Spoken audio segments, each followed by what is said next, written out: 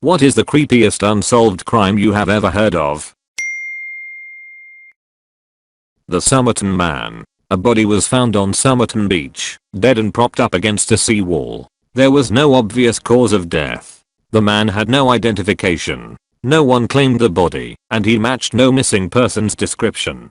In the 40s, this wasn't completely unheard of, so it wasn't big news. But then the case got weird. In tracing his path, based on the train/bus tickets they found in his pockets, they discovered his suitcase, which also had no identification. In fact, labels were cut out of the clothes. It wasn't that someone lifted his wallet when they found his body. He'd purposely hidden his identity ahead of time. A second examination of the body revealed a tightly rolled up piece of paper with the words "Tamam Shud" on it, loosely translated to "it has ended," hidden in a watch pocket of his pants. Someone came forward with a copy of a popular poetry book, the Rubaiyat, that they had found in the backseat of their car near where the body was found, and the last page, which should have contained the words "Tamam Shud," was torn out. Except when police tried to trace this version of the book, it was one that had never been printed anywhere. Although the book was popular, the typeset, size, and shape of this copy was completely unique in the world. The back of the book had a mysterious code written in it, and 2 phone numbers. Actually, it had been written on the torn out back page, but the indents were still visible on the back cover. One number was a bank, the other was a nurse who lived blocks away from the beach. The nurse insisted she didn't know the man, but when shown the body, detectives agree she clearly appeared to recognize him. The nurse had been an army nurse during the war and had been known to give copies of the poetry book away to another man, an army intelligence officer. The nurse's identity was kept secret for many years, but within the past year her children have come forward and said she confided to them that she did know the man, but never gave any details on how, and that she was a spy during the war. The code written in the book was never cracked, even though virtually every codebreaker in the world, amateur and professional, for the past 60+ years, has given it a go. Oh, and that poetry book, the Rubaiyat, another copy of it, also completely unique in the world. Its title page said it was a 7th edition, but the publishing house had only printed 5 editions of it. Was also linked to another mysterious death of a high-ranking government official. He was found dead in a park with the book open on his chest. A woman who testified at the inquest of his death was found dead in her bathtub, wrists slit open. And guess who frequented the hotel bar across the street from the park he was found in, and had given a copy of the book to another man there 2 months after he died? The nurse. The article linked gives a much more thorough explanation, with a few weird theories. Highly recommend checking it out. Such a creepy case. Had a friend go missing 5 days before the 4th of July go missing. He was kind and soft-spoken, never did drugs, but the last night anyone saw him, he told our group of friends, while we were out at a club, quite suddenly, that our lives were in inexplicable danger, and we had to get the f out of there right now or everyone is going to die. We got him outside, and calmed him down. Then he just took off running. He was a big dude and we couldn't catch up to him. That was the last time anyone saw him alive. 5 days later, on July 4th, he turned up face down in Montrose Harbour. A video from a nearby convenience store turned up showing him the next day after he went missing coming in and asking if anyone turned in a lost cell phone. Autopsy was inconclusive and the comprehensive toxicology report was negative. It's been a year and we are still left with questions behind his death. This was around the same time a handful of college and postgrad students showed up face down in other harbors around Chicago. Lori Erica Kennedy. Seriously, Google her. Creepiest. Basically, a woman believed to be from the Pacific Northwest stole a birth certificate and started a new life, but there is absolutely zero account or evidence of her before 1988.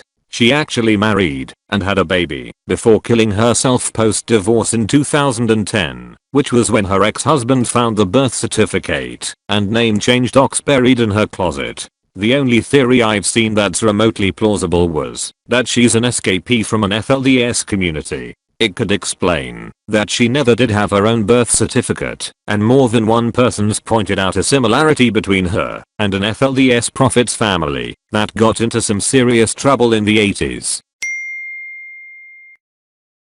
A childhood friend of mine, whom I'll call Gene, was the only son of an immigrant couple. They had him in his latter years, so he lived a completely sheltered life and had a complete lack of social skills and social development. They had no other family around, only friends, mostly other immigrants from the same country.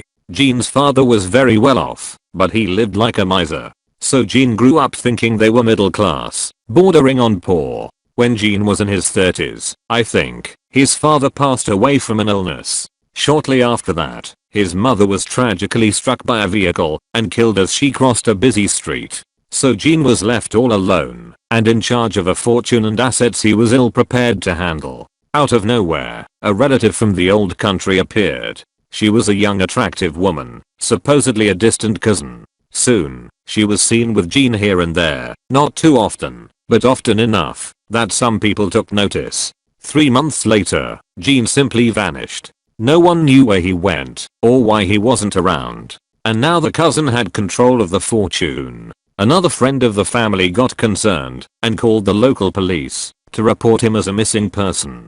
The guy in charge told the friend to never inquire again about Gene, to better leave this matter alone. No one knows what happened to Gene, but several of us have some guesses. Like the disappearance of the DA that was investigating Penn State almost 10 years before the scandal came out. His laptop was found in a lake, assumed dumped there by whoever disappeared him. But then after Sandusky was arrested and charged, somebody got around to looking at Gricker's home computer history. Among the Google searches were things like water damage to a hard drive and how to completely erase hard drive. Also, I hope I'm remembering this right, he had already declined to press charges against Sandusky in '98, but kept telling people he had something big he was working on.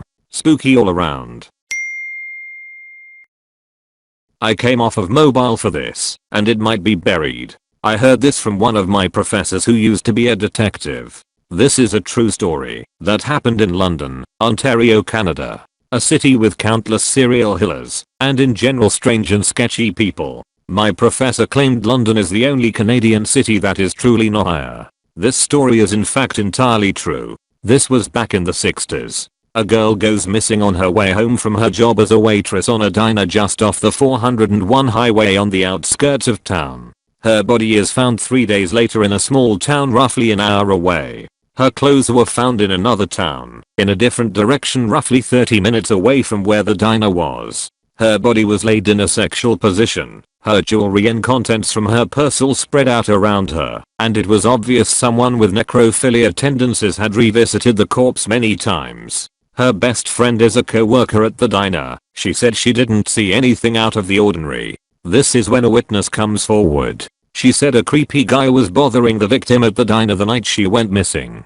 A sketch artist comes in and does a drawing of this alleged person. The police search the victim's bedroom for clues. She still lived with her parents. They find a diary. The diary has something suspicious in code and is one of the last entries. Apparently the cops broke the code and it said, "I French kissed Michael," with a picture that looked to be taken 20 years prior of a young man. This young man looks uncannily like the sketch. Now this is where it starts to get weird. The witness starts saying she is getting phone calls at her home. It started with just someone calling, then hanging up, then calling and breathing on the line. One day in broad daylight she is walking her dog when she is attacked by someone. Her arms and face get slashed, not too severely, and the assailant says something along the lines of "I'm going to kill you" or something.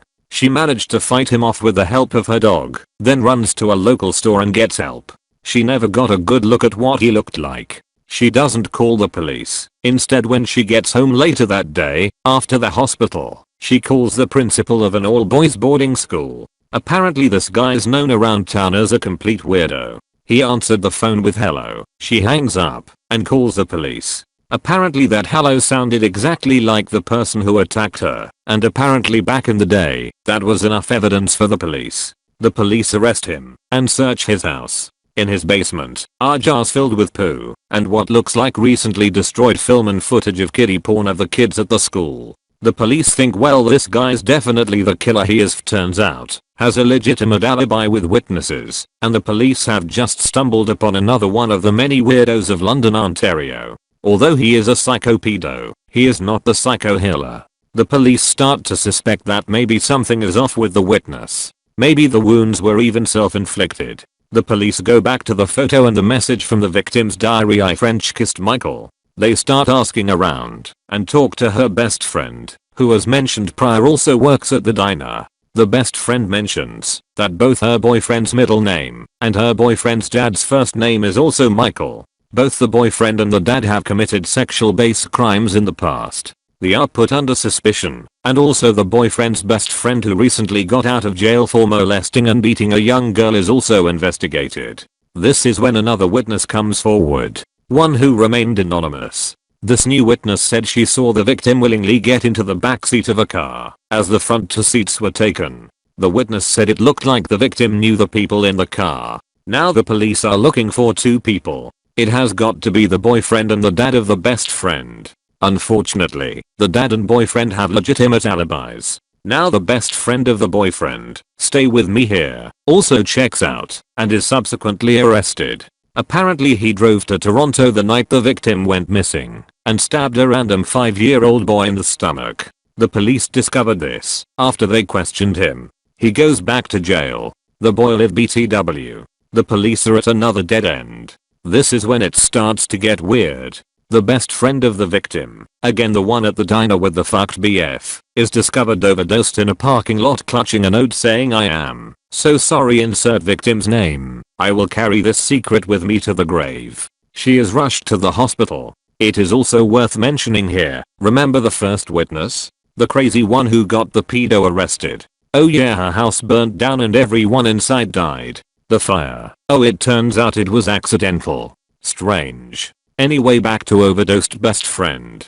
She recovers only to have seemingly completely lost her mind. She is incoherent, doesn't remember anything, and they can't get anything out of her. This is a cold case. My prof, who runs a sort of cold case society, have gone back and looked at the case with modern technology. The victim's best friend is crazy and now claims the victim was murdered by two older cops from Baltimore. That it is a big police conspiracy, and she didn't say all those years ago because she was scared of being murdered too. The best friend's boyfriend and dad, both dead. The best friend's boyfriend's best friend has been deported back to Scotland. The picture that was found in the diary is something like a 98% match from the sketch artist drawing, using some kind of, don't yell if I get this wrong, modern map analysis, where basically it says that everything the culprit did has to revolve around how he will eventually get back home. So by analyzing where the diner was, where the body was found, where the clothes were found, they can kinda triangulate where he is.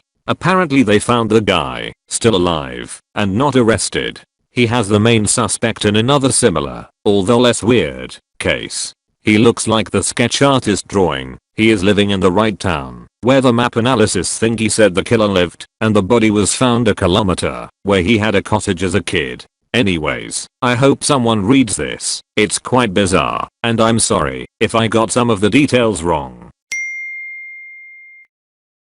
The McStay family disappearance/murder. A family of 4 with 2 boys ages 4 and 5. One day they just disappeared from their home, left eggs out on the counter, bowls of popcorn for the kids left on the couch, their dogs left outside, the doors all locked with no sign of forced entry. Their car was found later in a mall parking lot full of newly purchased toys, the kids' car seats strapped in, and the driver and passenger seats left in a position appropriate for the parents' sizes. No one had any clue where they went or why. 3 years later their skeletal remains are found in 2 shallow graves 170 miles from where the car was found. I dated a guy a while back whose father was a retired cop who had worked the Waterdown area near Burlington, Ontario. From what I remember, there were several break-ins over the course of a few months that all occurred in the middle of the night while the residents were home. Nothing was ever stolen, no one was ever harmed, and there were no signs of forced entry. The intruder would just stand beside the bed, sprinkle some baby powder over his feet to leave an outline, just to let them know he had been 3 feet away watching them as they slept. They never caught the guy. I live in San Antonio, Texas. There's a story about a maid walking into a room and seeing this man wrapping up sheets soaked with blood. She started screaming. He took off. The cops showed up. and found blood all over the bed and in the tub. They followed the trail of blood outside, but it was raining, so they lost it. They found out he was at another hotel. He killed himself right before they opened the door. Well, they never found out who he killed. He had been seen bringing woman over to his room. The city had a lot of construction going on in the 60s, so they think he threw the bag in some cement. Thank you for watching. If you enjoyed the video, hit like. If you would like to see more, feel free to subscribe.